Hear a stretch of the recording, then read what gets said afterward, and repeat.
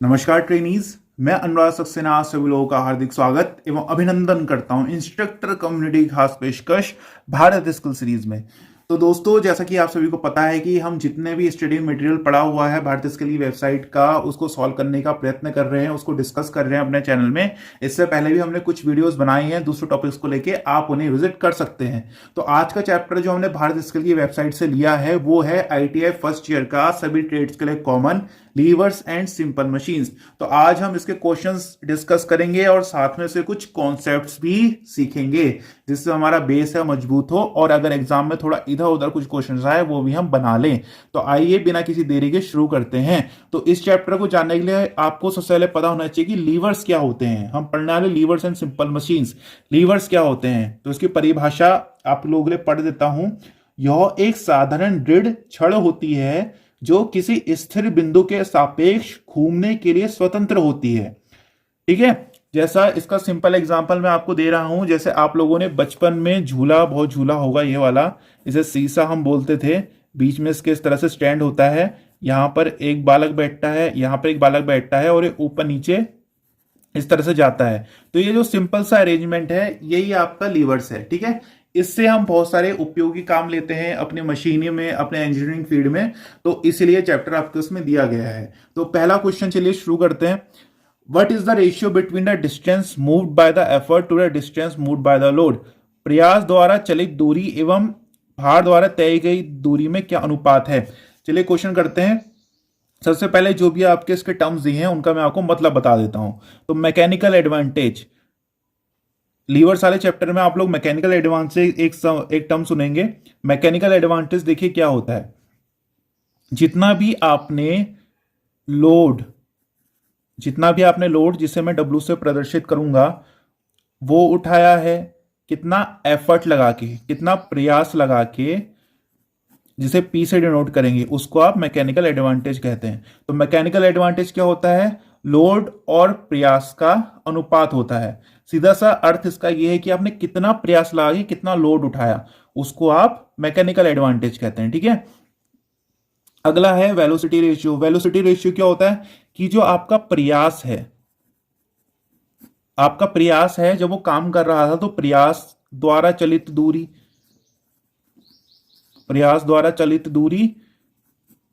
बट्टे जो आपके प्रयास जो आपने लगाया, तो आपका लोड द्वारा चलित दूरी, ये आपका बनता है क्या?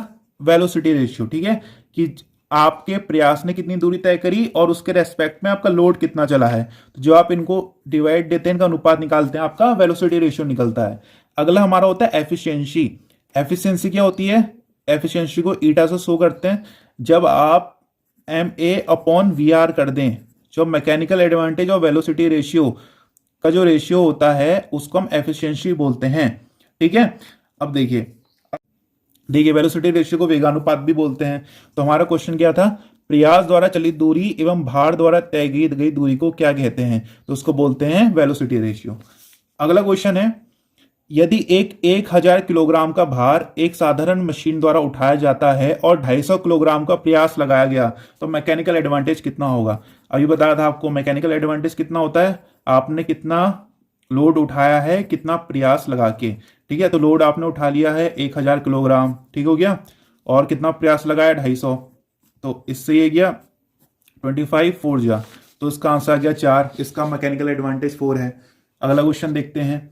What is the velocity ratio of the wheel and axle if the radii of wheel and axle are 375 mm and 75 mm respectively? आपसे व्हील और एक्सल सिस्टम का वेगानुपात पूछा गया है और आपको व्हील और जो एक्सल है उसका डायमीटर दिया है। तो सीधा सीधा इसका फॉर्मूला होता है D/D। ठीक है, कि आपका जो व्हील है उसने कितनी दूरी तय की और जो आपका एक्सल है उसने कितनी दूरी तय की। सेम टू सेम यहीं से ड्राइव हुआ है, जो आपका वेलोसिटी रेशियो का फॉर्मूला बताया था वही लगता है इसमें भी। तो आपका जो व्हील है वो 375 mm चढ़ा है और जो आपका एक्सल है वो 75 mm चला है। ठीक है, तो अब देखिए इसे सॉल्व करते हैं। तो कितने से जाएगा? 5 से ट्राई करते हैं। 5 1 5, 5 5 25, 5 7 जा 35, 5 5 जा 25, ठीक है। 5 3 जा 15, 5 जा 5, 5 5 जा 25, 3 5 जा 15, तो 5 इसका वेगानुपात आ गया। तो आइए अगला क्वेश्चन देखते हैं। एक साधारण मशीन जिसका वजन 120 किलोग्राम है, उसे 60 किलोग्राम के बल द्वारा 5 मीटर की ऊंचाई तक उठाया और 15 मीटर तक की दूरी तय की गई। थोड़ा हिंदी में मिसप्रिंट है, इंग्लिश में पढ़ना पड़ेगा, ठीक है। What is the velocity ratio of a simple machine of a mass 120 kilogram is lifted to a height of 5 metres. एक 120 किलोग्राम का मास है, उसको हमने 5 मीटर उठाया है, कितना फोर्स लगा के? 15 मीटर। आपसे वेलोसिटी रेशियो पूछ रहा है, वेगानुपात पूछ रहा है, तो इसमें ज्यादा कंफ्यूज होने की जरूरत नहीं है। मैंने आपको वेलोसिटी रेशियो का फॉर्मूला बताया था, प्रयास द्वारा चलित दूरी बट्टे लोड द्वारा चलित दूरी। सेम टू सेम बिल्कुल यही फॉर्मूला लगा दीजिए, आपका आंसर आपके हाथ में होगा। तो प्रयास ने कितनी दूरी तय की?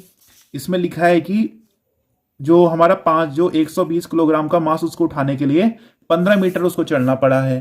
तो 15 मीटर हमारा क्या चढ़ा है? 15 मीटर हमारा चला है प्रयास, और लोड उसके बदले में कितना चला? 5, तो इसका आंसर आ गया 3। तो अगला क्वेश्चन देखते हैं क्या है। अगला क्वेश्चन एफिशिएंसी का दिया हुआ है। साधारण स्क्रू जैक की एफिशिएंसी क्या है जिसका वेगानुपात 314.2 एवं मैकेनिकल एडवांस से 220 है? तो आपको मैंने पहले क्या बताया था, एफिशिएंसी का फॉर्मूला होता है मैकेनिकल एडवांटेज अपॉन वीआर। अगर आपसे परसेंटेज एफिशिएंसी पूछी है तो यहाँ पर इंटू 100 आ जाता है, मगर अभी यहाँ पे इसमें सिर्फ एफिशिएंसी पूछी हुई है। तो मैकेनिकल एडवांटेज हमको दिया है 220 और वेगानुपात दिया है 314.2, तो ये हटाते हैं, इंटू 10 यहाँ पे हो जाएगा। अब इसको सीधे डिवाइड ही देना है, एक बार कैंसिल करके देख लेते हैं। 2 1 जा 2, 2 5 जा 10, 2 7 जा 14 और 2 1 जा 2, 110। तो कितना बन जाएगा? 1100 बट्टे 1571। इसको तो आइए इसे सॉल्व करके देख लेते हैं कितना आता है। तो 1100 यहाँ पे है, 1571 से डिवाइड देना है, पॉइंट लगाना पड़ेगा। पॉइंट लगाएंगे तो अप्रोक्स 7 आ जाएगा, ठीक है। 7 1 जा 7, 7 7 जा 49, 7 5 जा 35, 39, 7 3 10, 10 में 7 कटा 3, 9 में से 9 कटा 0 0 0 0, तो अप्रोक्स 0.7 ही आ रहा है, और ऑप्शन में भी दिया तो 0.7 इसका आंसर हो जाएगा। तो आइए अगला क्वेश्चन देखते हैं। एक साधारण मशीन जिसका वेगानुपात 4 है, हमको वेलोसिटी रेशियो दिया है, वेगानुपात 4 दिया है, एवं एफिशिएंसी 75% है। यदि 25 किलोग्राम का बल लगाया जाए तो कितना भार उठाया जा सकता है? सबसे पहले अगर क्वेश्चन में कुछ भी समझ में ना आ रहा हो तो जो चीजें दी हैं उसको आप लिख लीजिए। तो आपको क्या दिया है? वेलोसिटी रेशियो दिया है 4, एफिशिएंसी दी है 75%, 75% दिया तो इसमें 100 वाला फॉर्मूला लगेगा एफिशिएंसी का।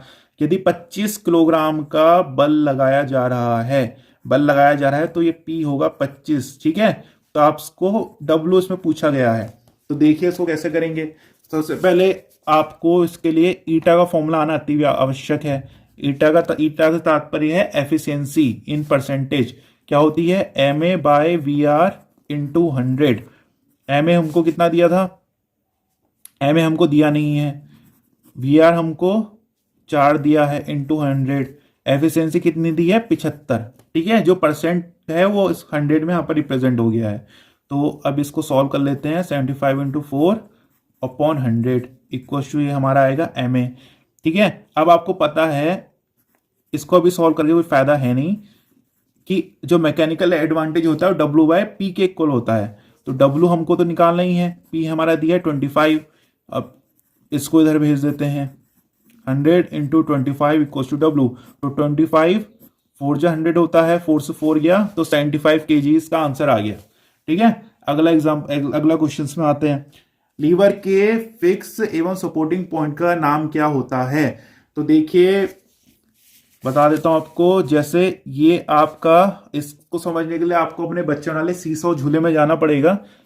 जैसे मान लीजिए ये आपका झूला था या फिर कोई मशीन का पार्ट है, तो ये जो यहाँ पे इसको फिक्स सपोर्ट होता है, इसको हम फलक्रम बोलते हैं।